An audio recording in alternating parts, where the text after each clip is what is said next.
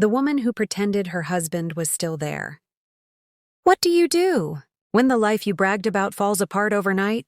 When the man you showed off to the whole world walks out the door and doesn't look back? Some people hide, some people cry, but some pretend. This is the untold truth of Linda, a woman in the city who had everything, or at least, that's what she wanted her neighbors to believe. She lived in a beautiful modern apartment, wore the finest clothes, and carried herself like a queen. But behind the closed door of her home, her truth was very different. Stay with me until the end of this story, because what happens here is not just drama. It's a lesson for all of us in pride, loneliness, and facing reality. The perfect life everyone envied. The city was alive that Sunday morning. Sunlight bounced off the glass windows of tall apartments. The hum of generators mixed with the laughter of children playing tag in the compound.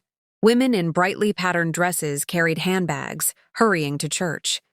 Men in crisp shirts stood in groups by parked cars, discussing politics and football. At the center of it all was Linda's apartment, the pride of the entire block. Neighbors often said, "That woman has it all. A handsome husband, a lovely child, a good life." And indeed, Linda looked the part. That morning, she stepped out onto her balcony in a flowing green dress. Her nails painted gold, her hair neatly done. She held her little daughter Tasha, a sweet 5-year-old girl with bright eyes and 2 playful ponytails. Inside the apartment, her husband Cheeky was preparing for church. Tall, well-built, and always neatly dressed, he slipped on his polished black shoes. He carried himself with the quiet confidence of a man who provided well for his family. As he came out carrying the car keys, Linda's eyes sparkled. She loved moments like this, not because of love, but because of the way the neighbors looked at them. She whispered to Cheek, smiling, "Walk slowly. Let them see us." Cheeky frowned slightly, adjusting his tie. "Linda, must everything be about them? Can't we just live for ourselves?" Linda waved her hand dismissively. You don't understand. People respect us because of what they see. If they stop envying us, they will start pitying us. I cannot allow that." Cheeky sighed but said nothing. He opened the door and they stepped out together. Immediately, whispers began around the compound. See them. Beautiful couple. God really blessed Linda. Her husband is so fine. Look at their child, so cute. Money is good-o. Linda held her head higher, walking gracefully as if the ground itself should honor her steps. Tasha, swinging her little handbag, giggled and waved at the other children. The family entered their shiny SUV, and as the engine roared, Linda gave one last glance at the admiring neighbors. She whispered under her breath, "Yes, this is how it should be." But behind Cheek's calm smile, his heart was heavy. For months, he had felt the cracks in their marriage. The love had turned into a performance. The home was no longer warm, it was a stage. Still, the neighbors never knew. To them, Linda and Cheeky were the perfect family. The picture of success. The couple everyone secretly wanted to be. The rain had started before sunset. It wasn't the kind that poured in anger, but the kind that drizzled steadily, tapping against the apartment windows like an unwelcome visitor. Inside Linda's living room, the lights flickered from the generator, casting shadows on the cream-colored walls. The house looked perfect as always. Cushions were neatly arranged, the dining table sparkled, and Tasha's toys were packed in a corner. But the silence in the air was heavy, so heavy that even little Tasha noticed. "Daddy, why are you not laughing today?" she asked, climbing onto the sofa with her doll in hand. Cheeky looked at her, forcing a smile. He patted her head gently. "I'm fine, my princess. Go and play." But his eyes told another story. In the bedroom, his suitcase lay open on the bed. Shirts folded, ties arranged, shoes polished, his passport tucked at the side. Each item dropped into the bag felt like a nail in the coffin of his marriage. Linda stormed into the room, arms crossed. Her voice was sharp. "Cheek, what do you think you're doing with that bag?" Cheeky paused, his hand frozen above a folded blazer. "Linda, I can't do this anymore." Her brows shot up. "Do what? Live in a beautiful house? Drive a good car? Have a wife everyone envies? Please spare me your drama." Cheeky dropped the blazer into the bag and zipped it halfway. His voice was steady, but his hands trembled. "You think this is life? Pretending? Competing with neighbors?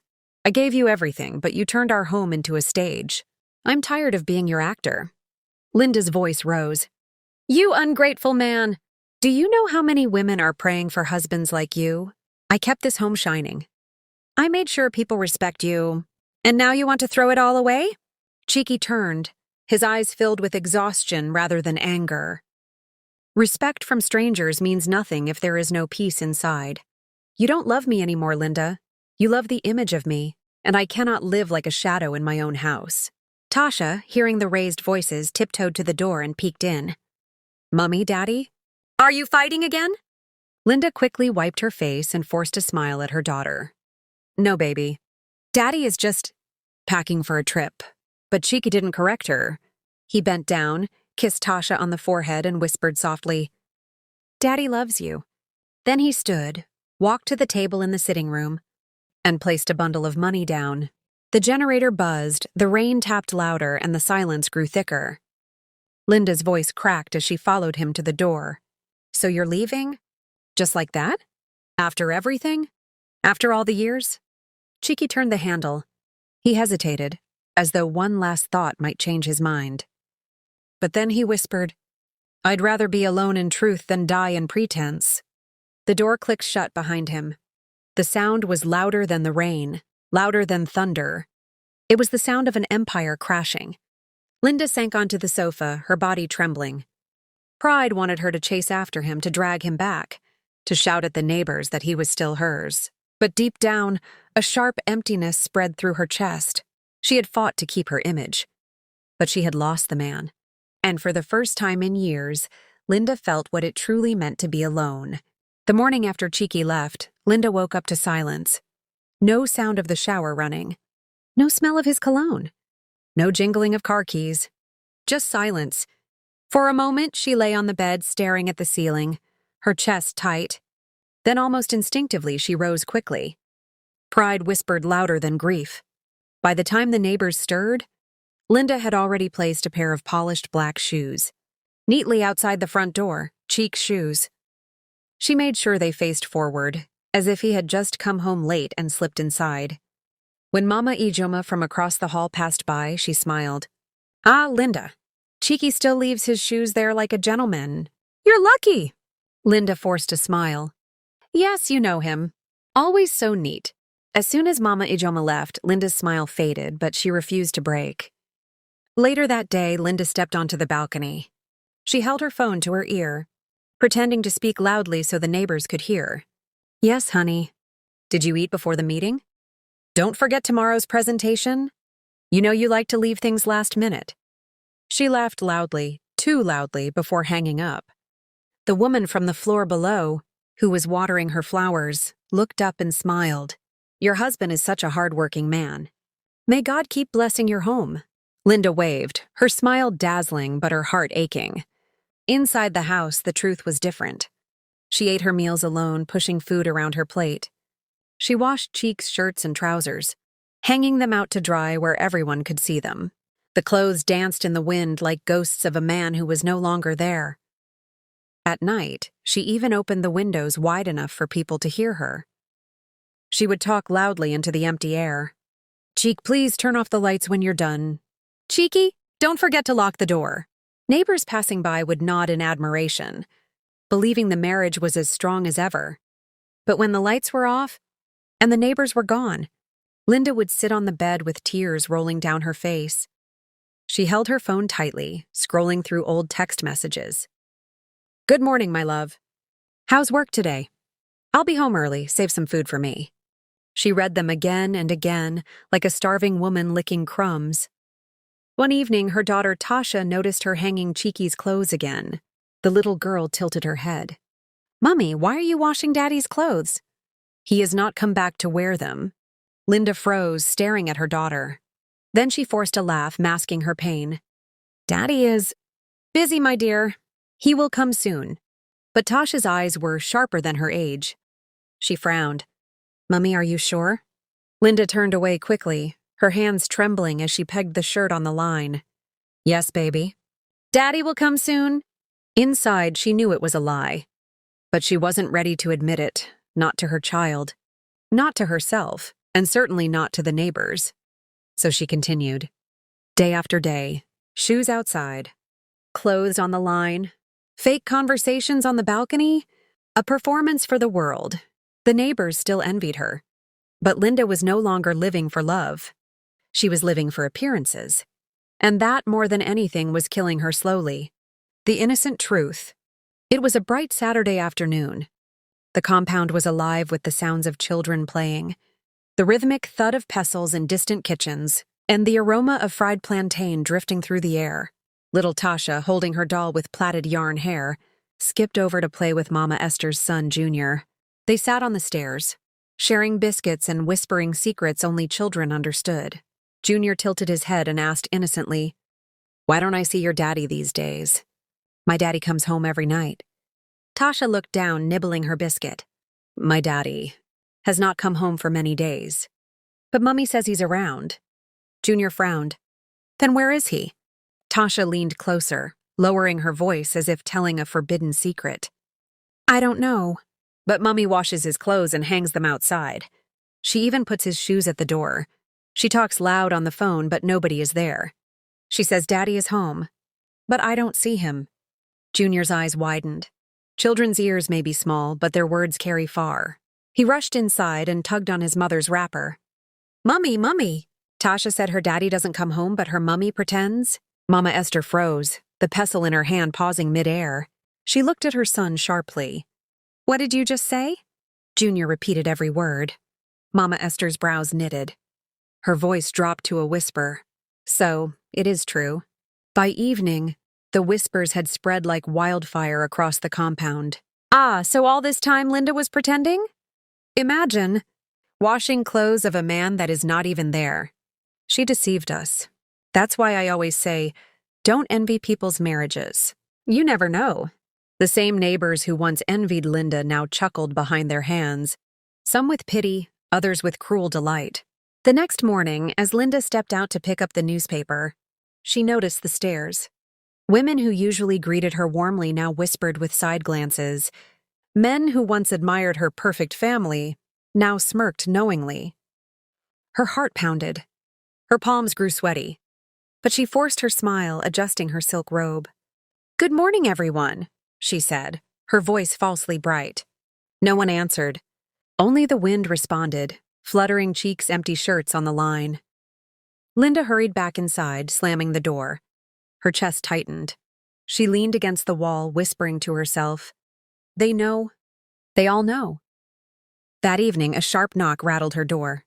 She hesitated before opening it. There stood Mama Esther, her expression firm, but not unkind. "Linda, my sister, can I come in?" Linda forced a laugh. "Of course, come in. How are you?" Mama Esther stepped inside, her eyes scanning the shoes at the door, the freshly ironed men's shirts hanging neatly. She sighed deeply. "Linda, why are you doing this?" "The children talk."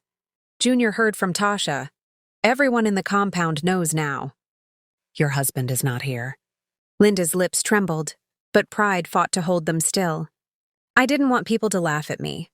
I didn't want to be the woman whose husband left her. I wanted to keep my respect." Tears welled in Mama Esther's eyes.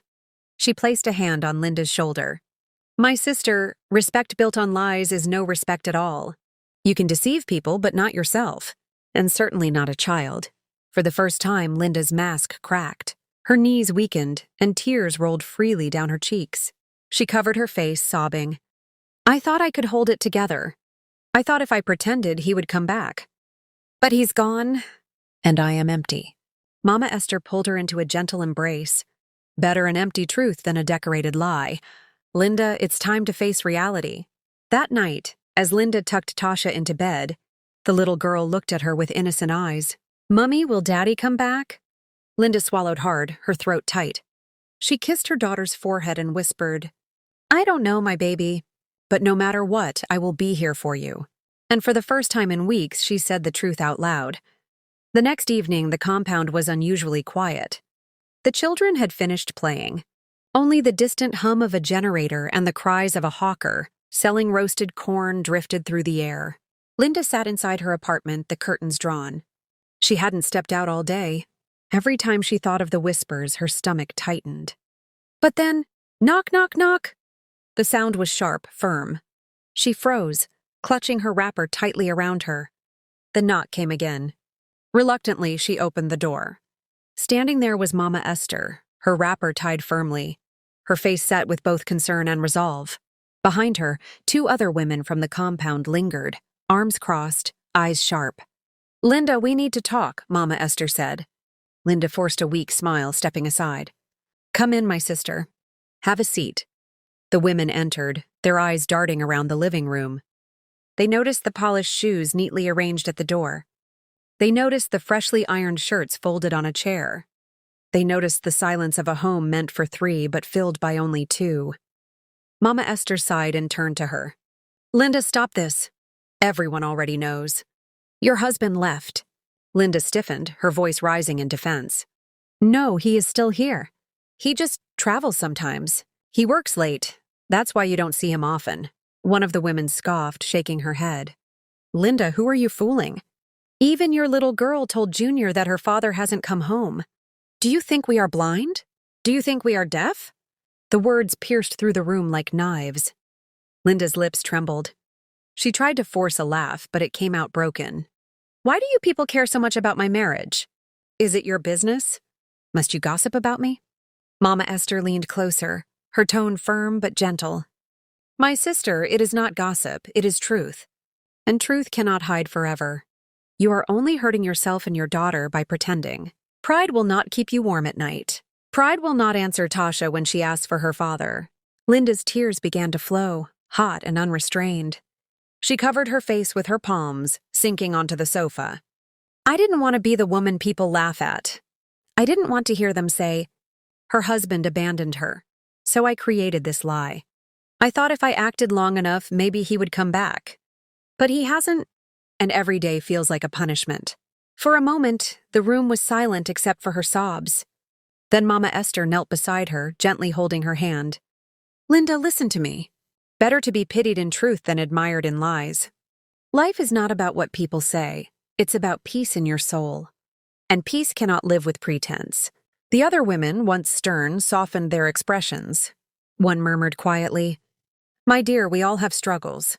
You are not alone. Many of us just don't show it." Linda lifted her head slowly, her face wet with tears. For the first time in weeks, her mask had shattered completely. There was no act left, just a woman broken by loneliness and heavy with regret. She whispered through her sobs, "Then what do I do now?" Mama Esther squeezed her hand. "You stop pretending. You face the truth. You live for yourself and for your child. That is where healing begins." Linda nodded weakly, her chest rising and falling as though a burden had finally been acknowledged. Outside, the night deepened. The compound was quiet. And in that silence, Linda's performance ended. That night, after the women had left, Linda sat alone in the living room. The silence of the apartment was deafening. The shoes at the door seemed to mock her. The ironed shirts on the chair looked like the ghost of a man who had vanished. Tasha was already asleep, curled up peacefully with her doll. But Linda couldn't sleep. Her eyes burned from crying, her chest heavy with the echoes of Mama Esther's words.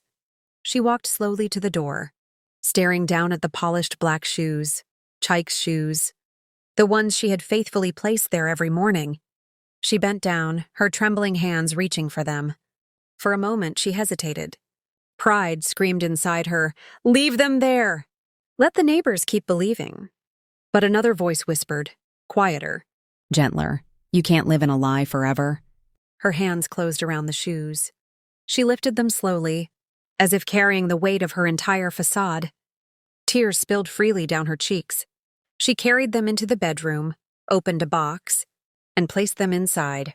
One by one, she gathered his shirts from the chair. The crisp white, the blue striped, the gray formal. She folded each carefully, as if folding away her pride. Her pretense, her act, finally. She pulled down the trousers that hung on the line outside, the fabric still damp from the evening air. She clutched them to her chest, inhaling the faint scent of detergent mixed with memories. Then, with trembling hands, she folded them too. The box was now filled, not just with clothes, but with illusions, With lies she had told her neighbors. With lies she had told herself. She closed the lid and sat on the floor beside it, hugging her knees. The apartment was still silent, but the silence felt different. It was no longer the silence of denial. It was the silence of truth, Linda whispered softly, her voice breaking. "Chike, you left me, but I cannot leave myself. I cannot keep pretending." She pressed her forehead against her knees and wept until no tears were left. When she finally stood, her shoulders felt lighter. Not healed, not happy, but lighter. For the first time since Chike had walked out, Linda had stopped performing. The curtain had fallen. The audience of neighbors could say what they wanted. She was done. The next morning, when the neighbors passed by her door, they noticed something strange. No shoes outside. No clothes swaying on the line. No loud balcony conversations. Just quiet. Some whispered, so she finally accepted it. Others sighed, "Yeah, life is not easy." But Linda didn't hear them. She was inside, braiding Tasha's hair for school. When her daughter looked up and asked, "Mommy, did Daddy come back?" Linda took a deep breath, kissed her daughter's forehead, and said, "No, my baby, but I am here, and I will always be here." Tasha smiled faintly, hugging her mother's waist. "That's enough for me." And in that moment, Linda realized, sometimes the truth hurts, but it also heals. The days that followed were not easy. Linda woke up to silence every morning. No sound of Cheek's footsteps, no scent of his cologne, no keys jingling at the door. But unlike before, she no longer tried to fill that silence with lies. The shoes stayed in the box, the shirt stayed folded. The balcony stayed quiet. At first, the neighbors watched curiously. Some whispered, others pitied. A few mocked. But Linda didn't care anymore. Something in her had shifted. The mask had fallen, and with it, the weight of pretending. One Monday morning, she dressed neatly in a modest blouse and skirt, tied her hair back, and walked out of the compound with a firm step. The women at the gate whispered, "Ah, where is Linda going? She doesn't look like she's heading to the salon." Linda overheard them but didn't turn back. She was going for an interview at a boutique in the city. It wasn't glamorous, but it was honest work. She needed to earn, to stand, to provide for Tasha without waiting for a man who wasn't coming back. The interview wasn't easy. The shop owner, a stern woman in her 40s, asked sharply, "Why should I hire you? Many women want this job." Linda took a deep breath. "Because I am ready to work hard. I don't need pity. I need an opportunity. I have a daughter to raise, and I will not disappoint you." The woman studied her for a long moment before nodding. "Start tomorrow." Linda walked out of that shop with tears in her eyes, not of sorrow, but of relief. For the first time in months, she felt a flicker of hope. At home, life slowly began to change. Instead of faking phone calls, Linda spent evenings helping Tasha with her schoolwork. Instead of pretending Cheek was around, she told her daughter bedtime stories that ended with prayers. "God, help us to be strong. God, help us to live in truth." The bond between mother and daughter grew stronger.